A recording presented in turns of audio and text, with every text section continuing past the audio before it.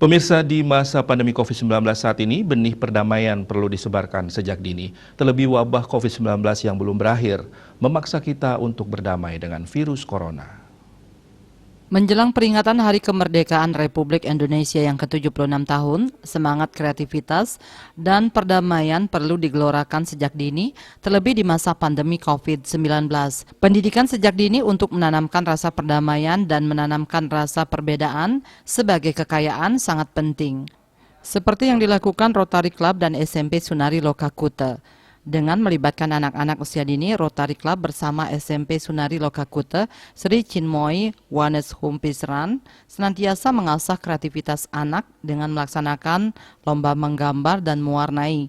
Serta dengan kegiatan ini, anak-anak yang selama ini belajar secara daring bisa terobati dengan berinteraksi langsung, namun dengan protokol kesehatan yang sangat ketat. Sangat positif sekali, terutama dalam masa pandemi ini. Jadi anak-anak tidak hanya di rumah saja, jadi mereka perlu berinteraksi juga tapi tetap harus memperhatikan prokes, mencuci tangan, jaga jarak, pakai masker.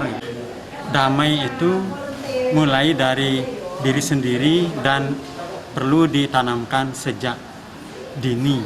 Untuk anak-anak sudah mengenal peace mulai usia dini dari SD, mungkin bukan SD lagi kalau kita bisa mengajarkan damai dari usia dini, yang dari mulai kecil atau PAUD itu akan lebih baik. Perdamaian sangat penting ditanamkan sejak usia dini, jadi kedepannya lebih damai semuanya, tidak ada keributan atau apa. Kalau hidup damai itu kan indah. Diharapkan dengan menciptakan perdamaian yang dimulai dari diri sendiri bisa menjadi bekal bagi anak-anak untuk kehidupan mendatang. Selain itu, bisa hidup berdamai dengan wabah COVID-19 yang hingga saat ini belum berakhir. Andika, Bali TV.